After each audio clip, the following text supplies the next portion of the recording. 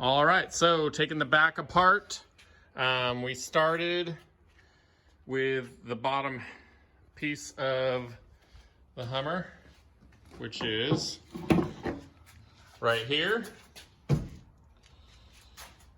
It wasn't too tricky on getting those 6 bolts off. I will say this one here is right next to the frame body mount, so we had to I had to buy a set of these here, and then I grinded the top off because the socket would not reach around it. So in order to hold it on the opposite end, we even took the body bolt off, but that was the only tricky part about getting that down. Then of course unbolted the chain and the chain latch, unbolted that, and now we got this here. So next up we're going to take off this here. It's kind of in the way, and then just to make it easier, we could probably do it with it on there, but to make it easier, that's what we took off. And then this, so that's what it looks like normally. You got that big hole, and in the kit for the barn doors, it comes with this. We'll drill these rivets out, and then that rivet, and then cut it off a little bit and take that piece off, and a couple rivets here. Then that'll go in there behind the light cover, and we'll re-rivet it.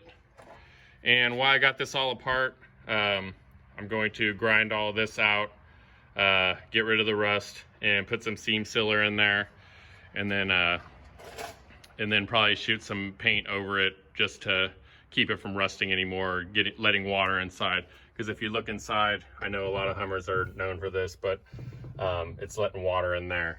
So that's where we're at so far. I'll get another clip here as soon as we get a little further.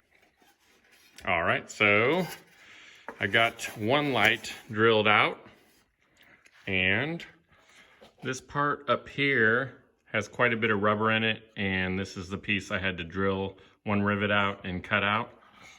And then the hole right there in the top matches up, and then these match up here. A couple holes I'll drill over here, 3 of them, with then I'll put rivets there and then rivet around that. There's the light after I drilled all the rivets out and pulled it out, but that's what that's gonna look like right there. All right, so here's my test fit.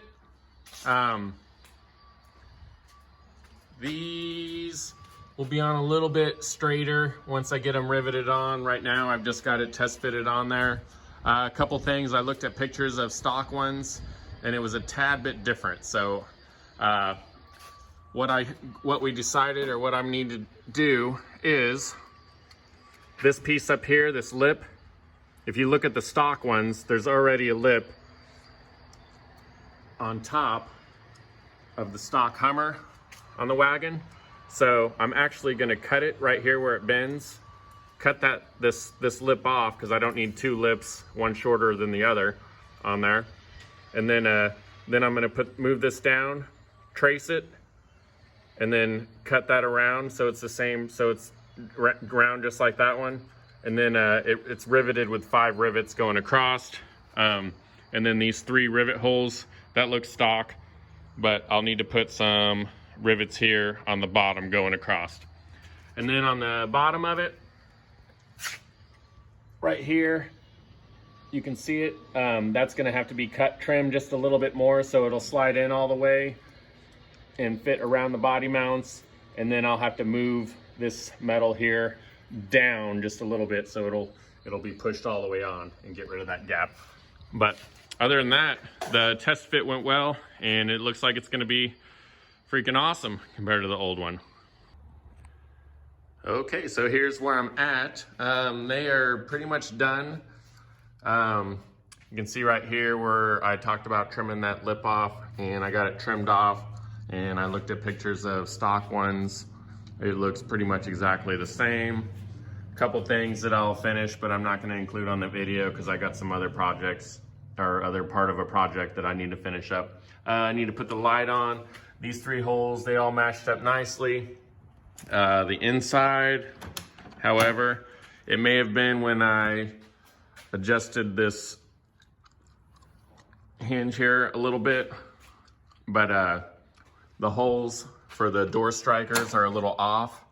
So what I'll do, I'll just drill out these holes a little wider or this way, whichever way I'm needing it.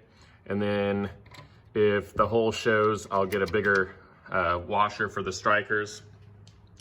And then that'll cover up the hole. But otherwise, other than that, they work great. There you go. I don't have the gaskets in yet, but this here is how they look. They function great, perfect. That's how this part here looks. Of course, I haven't done the body work yet. This here, I'll need to do some filler and a little bit of body work here and there. And then I'll go around the outside with seam sealer. Oh, one last thing I guess I didn't explain in the last video. And that was on the inside. If you could see it.